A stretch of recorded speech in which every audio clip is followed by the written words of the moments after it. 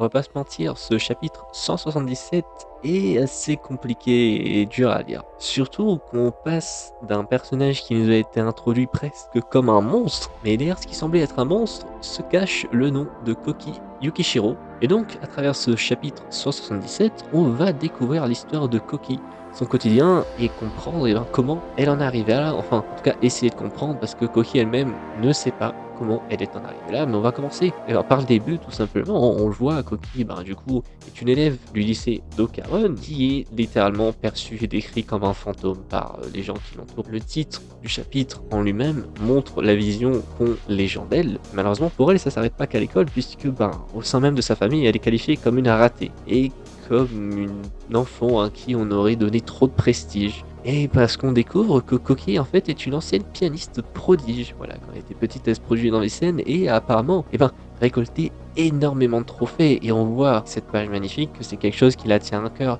C'est pas la première fois qu'on a ce genre de page et tu sens toute l'émotion et le bonheur qu'a le personnage dans ce moment-là. Et ça contraste pas mal avec ce qu'elle est aujourd'hui et cette planche où tu la vois devant ses trophées, parce que tout ça, c'est que le passé. Et Koki s'interroge elle-même. Comment ça a pu déraper? On a vraiment affaire face à un personnage invisible aux yeux des autres et qui est perdu. Et donc, un personnage qui passe d'une prodige du piano à un fantôme. Et donc, forcément, c'est un personnage qui manque d'attention. Malheureusement, elle est arrivée à une certaine solution extrême où pour essayer de gratter la moindre attention, elle est prête à se dénuder, à donner son corps. Et c'est pas quelque chose de facile à lire. Et pourtant, c'est très pertinent. Et là, je parle d'un point vraiment scénaristique de l'histoire et de ce que ça va raconter. Je trouve ça vraiment très intéressant que Tatsu le fasse dans un manga destiné à des adolescents et des jeunes adultes. Parce que c'est quand même quelque chose de très présent chez les jeunes, chez les adolescents. Et je trouve ça vraiment courageux de sa part, en tout cas, d'en parler. Tu vois, on le voit de toute façon dès le début. C'est quelqu'un, il a pas peur d'aborder ces sujets. Et je suis content qu'un sujet comme ça soit abordé, même si, forcément, c'est dur à lire, c'est triste. Et du coup, ce que je disais, c'est que prendre des photos d'elle dénudée, ça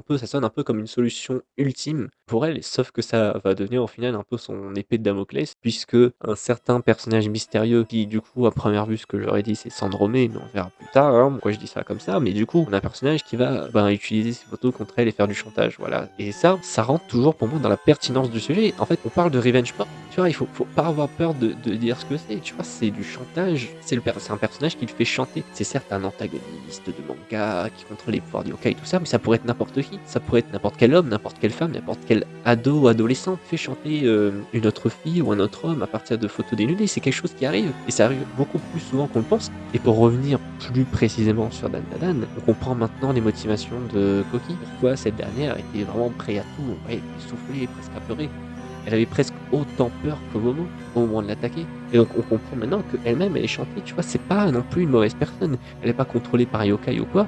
Non, elle est menace. Et ça touche littéralement à son intégrité, à sa personne, à son corps. Et donc après cette partie assez compliquée sur Koki, on passe sur notre belle bande de loustis qui sont du coup à sa recherche, qui passent dans les classes. Et forcément, une personne qui est considérée comme un fantôme par tout le monde, personne la voit. Donc l'interrogatoire, il tourne un peu en boucle parce que finalement, personne sait en fait. Du coup, la seule personne qui pouvait la voir forcément, c'était Momo. Et donc là, on part sur une course-poursuite, assez ridicule parce que notre petit groupe très vite arrêté par, Sandromé qui on rappelle, hein, est toujours professeur dans leur, lycée et donc forcément, applique le règlement du lycée. Et cette planche me fume à chaque fois. Franchement, c'est la deuxième fois qu'ils nous font et je trouve le comic relief très, très drôle et surtout revoir toute notre belle bande tous ensemble, franchement, ça fait du bien. J'aime beaucoup ce genre de moment et ça fait kiffer de les voir tous ensemble, tous là derrière un même objectif et surtout à taille, on va dire, plus à leur taille de lycéen, tu vois, c'est cool. Et justement, le fait que je pense que Momo, du coup, elle est toute rikiki et que même Ocaron a perdu ses pouvoirs, ça permet justement ça et c'est vraiment très très chouette. Et donc, après cette course-poursuite, le chapitre se termine justement avec Ocaron et Aira qui rentrent dans leur salle de classe de cuisine. Et franchement, il y a un truc très très intéressant que j'ai vu passer sur Twitter, voilà, c'est que, Koki, finalement, et se retrouve un peu dans la situation d'Ocaron au début, tu vois, c'est des fantômes, c'est des gens qui se font bully. Et j'étais en train du coup d'y penser, mais ce serait tellement, tellement intéressant que vu qu'Ocaron il a plus ses pouvoirs, que du coup c'est l'évolution de son personnage, mais du côté plutôt humain que du côté yokai, qui soit mis en avant, et que du coup Ocaron sorte Koki de cette situation. Et du coup, peut-être que cet arc ne va pas se résoudre par un combat, mais par un rapport d'humain à humain. Et ce serait vraiment incroyable. Après, à tout moment, il y a un combat, et je veux pas dire que ce sera nul, tu vois, mais je trouve ça tellement pertinent. Je trouve vraiment ce chapitre incroyable. Très sincèrement, franchement, je suis particulièrement bluffé par ce chapitre et j'ai hâte de voir vos retours par rapport à ça. En tout cas, ça m'a fait kiffer d'enregistrer cette review. Voilà, on va voir ce que ça donne. Je vois un peu dans mes notes s'il y a des choses que j'aurais pas notées. Ah oui, bien sûr, Coquille qui disparaît dans la salle de cuisine. Bon, bah, je pense que ça c'est clairement lié à son pouvoir avec les créatures féeriques. On va les appeler comme ça pour l'instant parce qu'on sait pas vraiment ce que c'est. En tout cas, très hâte de voir la suite de tout ça. D'ailleurs, je disais que c'était peut-être Andromé. Parce que c'est vrai que du coup, à force d'en discuter, bah, c'est vrai que c'est trop bizarre qu'on ait tout le temps cette silhouette noire. Il y a des gens qui disaient que peut-être que c'est un peu comme les serpeaux, tu sais, genre Andromé, c'est pas sa véritable apparence, c'est que cette silhouette noire, du coup, masque sa véritable apparence. Peut-être que c'est pas lui, peut-être qu'il y en a d'autres comme lui, peut-être qu'il a d'autres alliés. En tout cas, c'est une question qui se pose. Moi, ma première impression, c'était que c'était Andromé, donc à voir ce qu'on a dans la suite. J'espère en tout cas que Coquille va être